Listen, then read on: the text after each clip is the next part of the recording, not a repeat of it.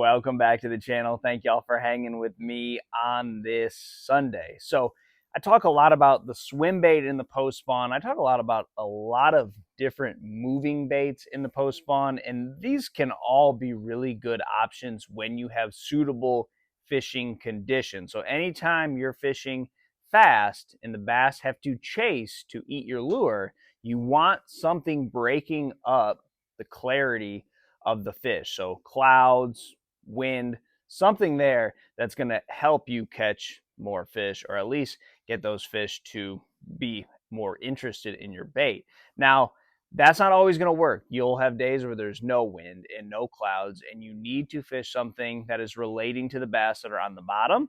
And you need to still fish the post spawn way, which is cover water. And that's when I go to a Carolina rig. So a Carolina rig for me has always been a big fish bait, a bait that works year round, and it is the most producing bait for one angler who basically throws this, and he's dominated the single A, double A, triple A level in his lifetime. So for that reason alone, the Carolina rig to me has always been a staple, but I get away from it at times like most baits. So I'm just going to real quickly run you through this rig because it's super simple. So starting, we'll just talk about the leader first.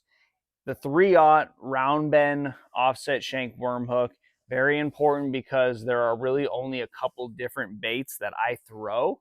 And if I can't get them to bite a baby brush hog or some type of finesse worm, I'm probably not going to be fishing a Carolina rig. There's probably something else better going on. So these are my baits that I'm going to put on the back of the Carolina rig. 3 foot, somewhere around there, 17 to 20 pound test fluorocarbon, a barrel swivel, and that's pretty much the rig. And then the weight is 3/4 ounce weight always, and then some type of bead or stopper. So I like to use tungsten, even though tungsten isn't the most forgiving. So if you get it hung up in rocks and you pull real hard, this is going to continue to stay at its shape. If you had lead, it might pull through the rocks a little bit because it's softer. But I like to put 2 3/8 ounce weights like that on my line. They're going to make some noise, and then I take one of these tungsten stoppers. This one's from Jethro Baits. Not sure if these are still a thing. You buy one pack, it'll pretty much last you your entire life. And then you're going to put that on your main line. Is going to go the 2 weights, and then that's going to be over your knot, and then your swivel is going to be right here with your leader on it. Everyone that's been around for a little bit knows how to rig up a Carolina rig, but if you haven't, that is what I recommend.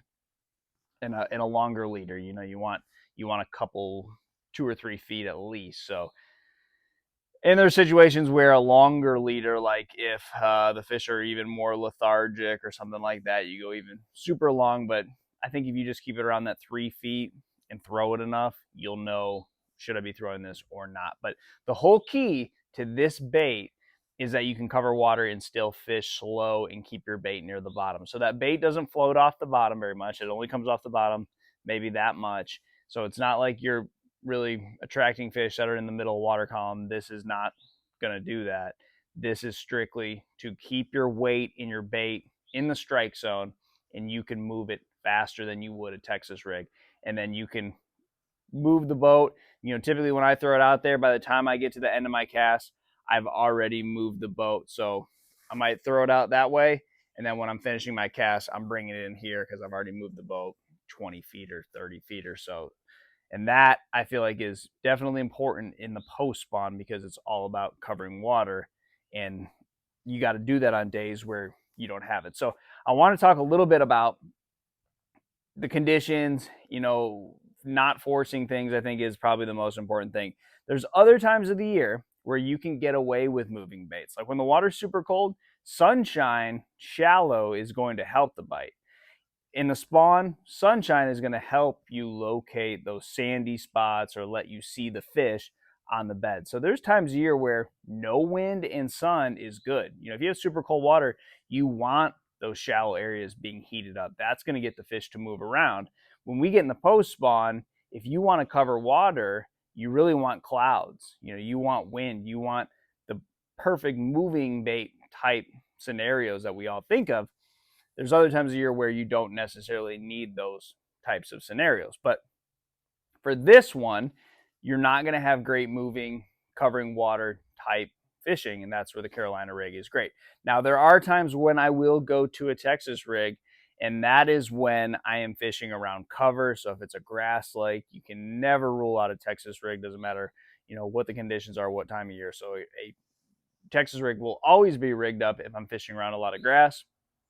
But if it's more so rock, shell, I just feel like that Carolina rig gets to the bottom faster, and then you can just move it without it coming way off the bottom. So if you're throwing like a 10-inch worm on a 3/8 ounce weight on a Texas rig out in 15 feet of water, you move your rod like this much, and that bait's going to come off the bottom big time. So if your fish are relating to the bottom, you don't want your bait to come way off the bottom every time you move your rod. That slow sweep to the side with the Carolina rig, it's just going to keep it there in the strike zone. And then the more your bait is in the strike zone, the more water you cover, the better, obviously, your chances are at catching fish. So very important this time of year when they're not biting a swim bait, they're not biting a crankbait, all those moving baits that you have on the deck of your boat just aren't going to pan out. You can't force them. You got to go to the Carolina rig. And then you also can't force timing, because in the post spawn, timing is everything. It changes a little bit every day, but that is something you really need to pay attention to when you're getting your bites, and then try to figure out where your best areas are. And when you figure those two things out in the post spawn, fishing can be super easy. Go to your best places at the best timing, and you should have really good days. That's going to help you catch the biggest fish on the lake. Not always so important about what part of the lake you're in, more so important about what the timing is when the fish are going to bite the best, and then make sure you're on your best spots that you feel the most confident that you're going to catch a big fish. But try that, guys, in the post spawn. Good luck to you, and I'll see you on the water.